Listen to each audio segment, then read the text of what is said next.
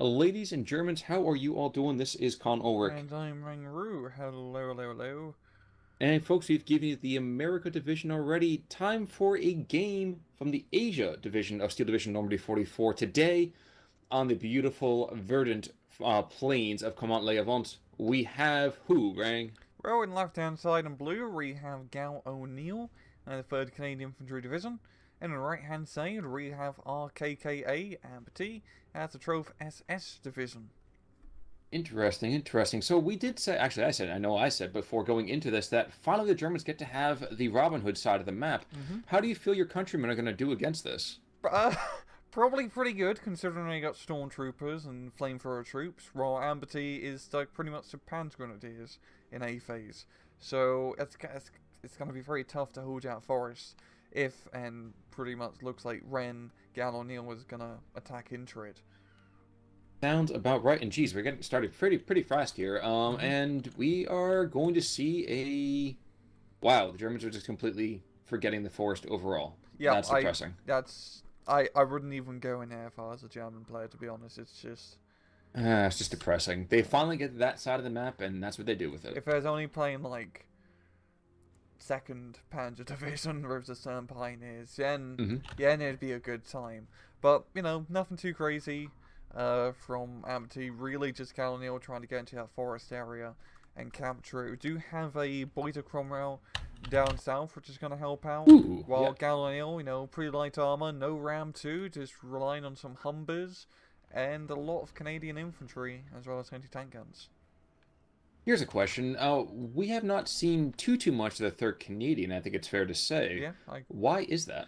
I don't know. They're a pretty solid division. They're not, you know, the super duper greatest, but they can kind of do everything. Like 17th, they got decent amount of tanks, good infantry, good artillery pieces, good airplanes, good AA. It's just really solid all around. I don't really know. They have good. They're good day. Well, good day to you too, sir. But I'm not really sure that's really important right now.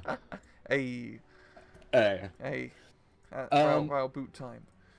that's fair. I am surprised actually myself to see the Wasp Universal Carrier here.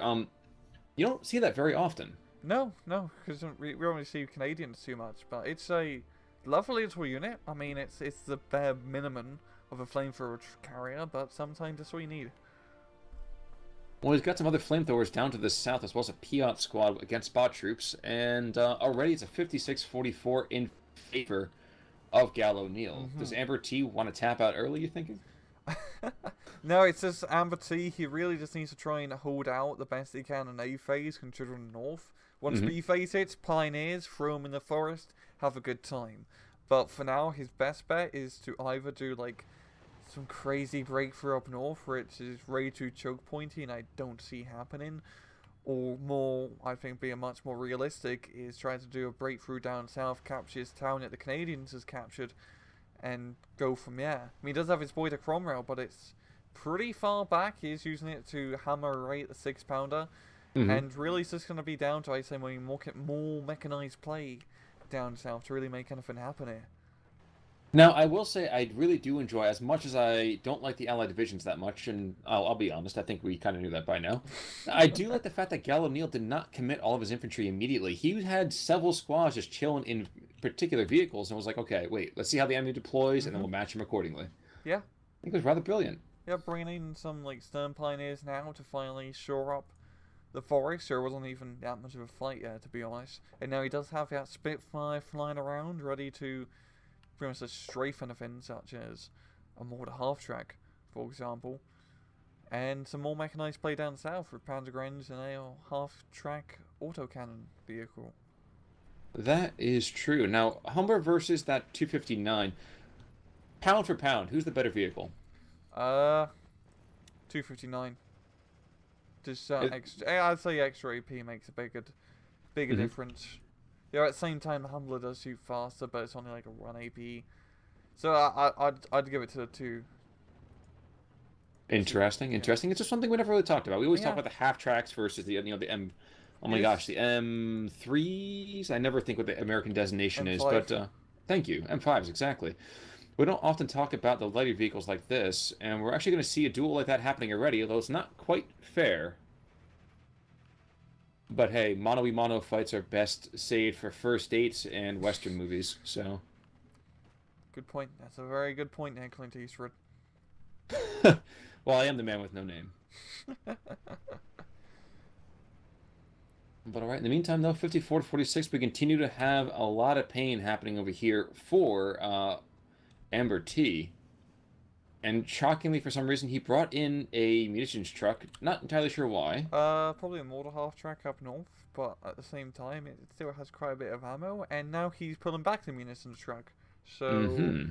yeah, definitely a bit of a weird choice, yeah. But he's at least, well, I was gonna say he's containing his northern assault, but that Humber is just making the rounds downtown. And yeah, if I was AmberT, I'd think about maybe getting a Panzer II up north, just to try and short it off. But down south, this is the big thing for AmberT, because Oh, wow. like, look, if he breaks through that town, it's just open field, and that's gonna be never mind as a Ram 2. Uh, Yeah, that Ram. let's not be too excited Yeah, here. but no, he is making some headway with these autocannon half tracks, making their way up north to flank around. And if he can, continue up that northern road, he can get behind his Canadian force and dish out some damn good damage. But therein lies the rub, though. You actually have to get behind Piats and 6-pounders and all of that Well, other the Piat's garbage. just gonna miss.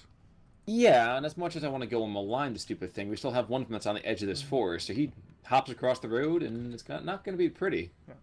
So we got a very expensive play of the boy to Firefly being brought in up north. Wow. Just to go out one Humber.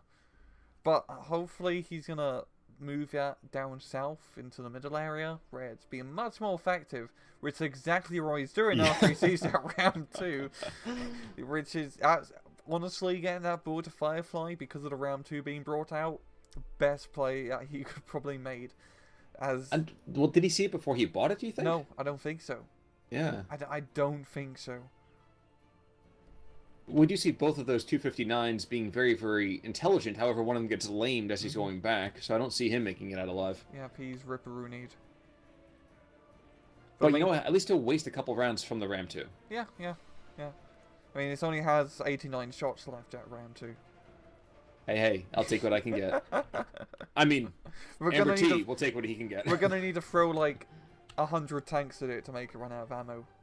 That'd be a strategy. A dumb run, but a strategy. That the Russian offensive moves? More bodies. That Enemy is at the the way to gates. win. But oh look, the Firefly here, little Piat in ambush position. I'm gonna be depressed if this works. I mean, he's a Piat. Oh no, never mind. Boy, the Thank you. Firefly manages to avoid that minefield. Well, I'm gonna be rather upset when he gets over to that positioning, though. I can never remember. The Ram 2, no, he would have had range advantage on him, and he's getting nice, close, and personal, so it is only going to be good for this Ram 2. Yeah. And it does also have the veterancy as well, which does help. And there's also falling back, too. Yeah. All right. All right, folks, place your bets. Ram 2 or the Firefly. I'm not sure if I feel it too much for the Firefly as much as I really, really wish it would be. I'm gonna say the Firefly just because it has a big gun. It's technically British equipment, so a bit of bias, yeah. Well, like I said, these are your countrymen after all. Yeah. And Gal O'Neill's leading them to victory. He's up 53-47 in terms of raw territory, as well as being up 400 some odd tickets. But this town is pretty much going to fall to AmberT pretty soon. Never mind, the half-track just getting Piatters, yeah. But, Boy de Cromwell putting some rounds down the Ram 2 at max range, and the Ram 2 can't do anything where he could have just got closer, but instead he's going to fall back. Which is probably smart, because he has no support in front of that tank. Well, think about it this way. He really has nothing to fear from that Boy to Cromwell. Yeah. Just... And up north, we got the Panzer Grenadiers making some headway with the half-track support. Killing the 6-pounder is going to be pretty good. And I have a feeling AmberT is going to be able to turn the tide here. He's knocked out pretty much all the armor, or all the anti-armor threats up north, and he's got the half-tracks moving through. And he is in a position to, make a breakthrough, to capture a good area. but he just needs like a few more units, a few more Panzer Grenadiers for a And he few still more has to. dollars.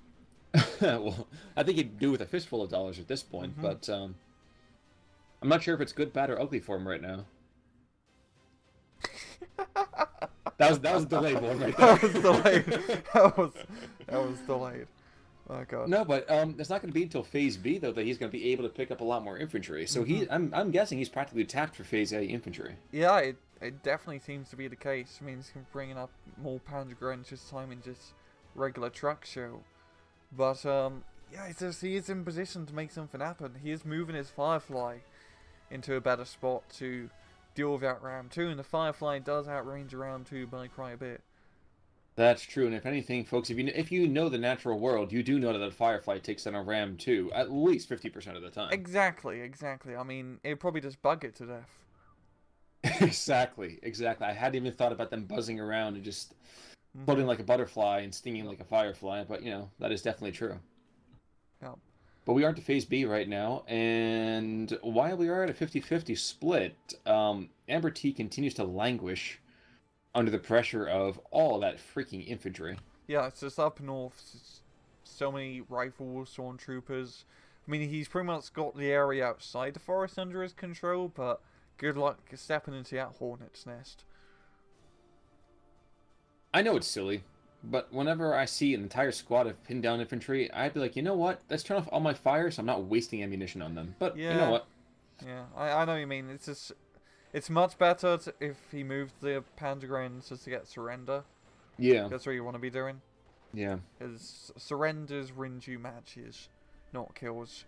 Especially when you got half tracks. Half tracks are the perfect surrender unit. Very, very true. Now, we were talking about the fact that there is not a whole lot of AT for the third, but now we are going to see, being Phase B, Lloyd Carrier coming on in with another 6-pounder, and that's going to take out this 259 pretty darn fast. Assuming it doesn't get bombed to death right now. Yeah, in B phase you can get some Wolverines, which is going to be pretty nice, but in an open field fight, I still do give it to the Trove, because, Tigers, Fireflies, much more heavier equipment, Panther D. It's not really till C phase where the Canadians get a 17-pounder, or 17-pounders in general. And that's true. At the same time, I cannot help but feel that we're not going to see a whole lot of open field play. I feel like it's just going to be consistently fighting around the forest, as it always seems to be. Yeah, and it's a shame because AmberT, he could just stick his Firefly in the middle of the field and he'd be completely safe, especially with the Cromwell backing it up. I mean, he's got the boy to Cromwell back-to-back right here. He just needs to, get some more Panzergrens, more force in front, and he could really just devastate this whole middle area of the map. There is a beautiful defensive lineup to the north, I would say, for the Canadians. Oof. Kind of chilling in the forest there with the caribou. We got a war hero. I shouldn't really say hero, but we got a war target, really? War target. That's a better term. War target. Mr. Tiger E. Ripman. The run mission we all played in Company of Heroes, Tales of Valor. Oh man, Yeah. Okay, that series of missions I've played that series of missions probably 10 times. It was too much fun, man. The Villa Bocage stuff was great. I can see it. Yeah, I can see it. It wasn't because of the wild German bias, but no, legitimately, it was so much fun to play. Anybody out there who has played that, please sing out, because it was amazing. But in any case, still 50-50 split, 7 minutes to go until Phase C. And okay, so Dead Man Rolling over here, what do you think? Is he going to die super fast over here, or...? I don't think so. I mean, no 17-pounders till C phase, and 6-pounders are going to have a bit of a tougher time. He is a Wolverine, but at the same time, he has vehicles in front screening for the Tiger, so I think his outdated piece of equipment is going to be doing pretty well. Ouch. You're right. I wish you weren't, but you're absolutely right. Tiger at this point is certainly outdated. 3-inch carrier is really getting in on the fray, shelling some poor P-grunts down to the south. Yeah. And making them really wish that those shooting stars were meant to fly. Yeah. Got Mosquito down south. I think did a bit of a bombing run and now getting out. I do like seeing those Mozzies being brought out. Another Spitfire, so quite a bit of air power here from Gal Oneil. And AmberT is just so close to capping his town, but he's just a little bit too far every time.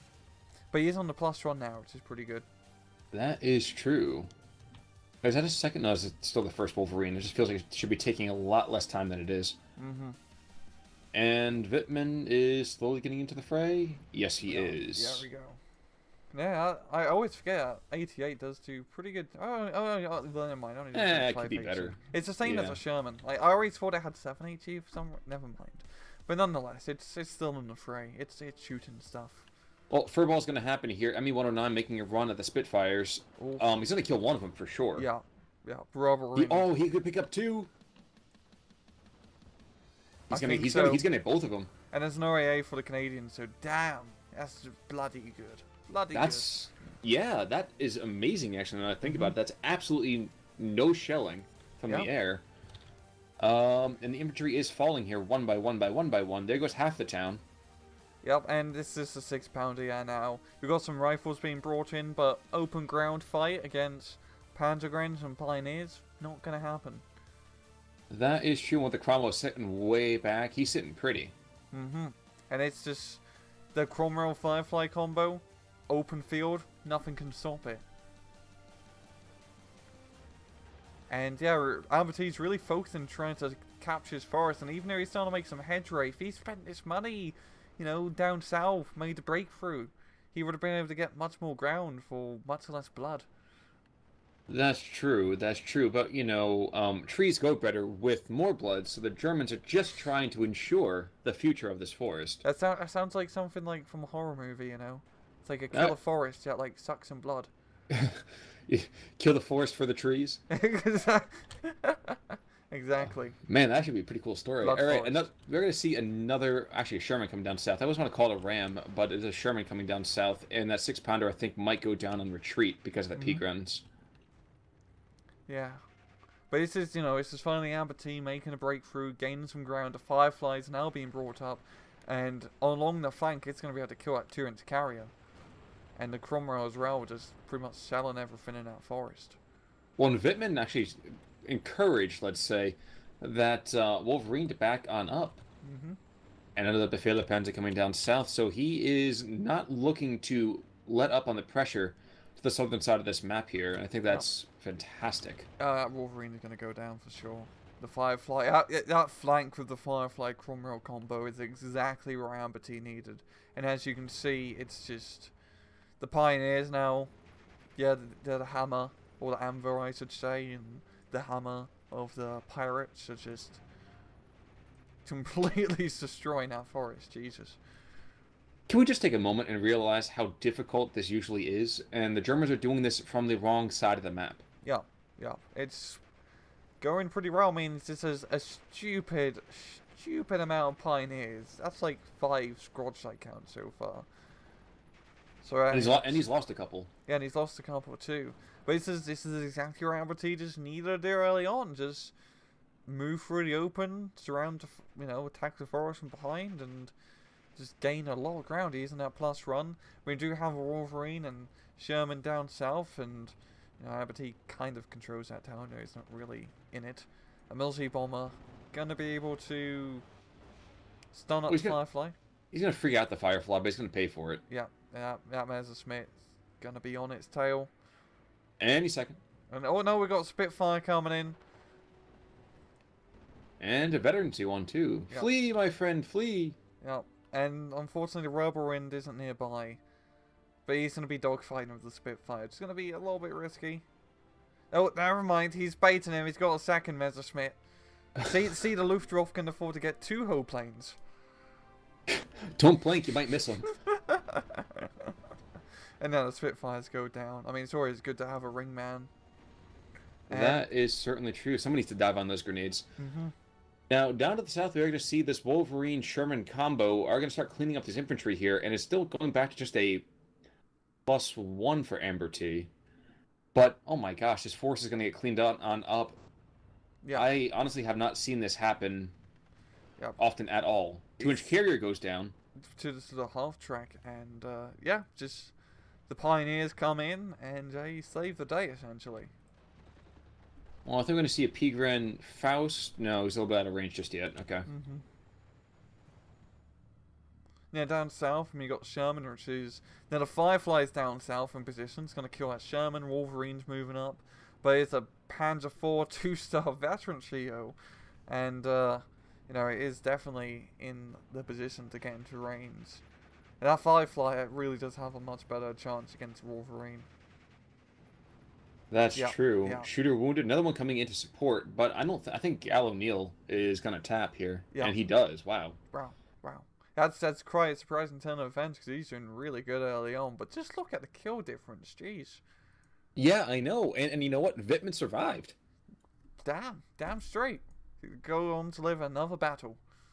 They're going to die in another battle. Come No. on, let's not be too optimistic here. But look, if you look at the kills from the Canadians, only one unit got 2 kills. And that was the Humber. Wow. Everything's just, you know, a one-kill man. That is beyond shocking. Yeah, that's just it is really shocking actually. To be honest. Look at the history though too. I mean, from minute practically about minute 16 to the end, there are 3 German units that die.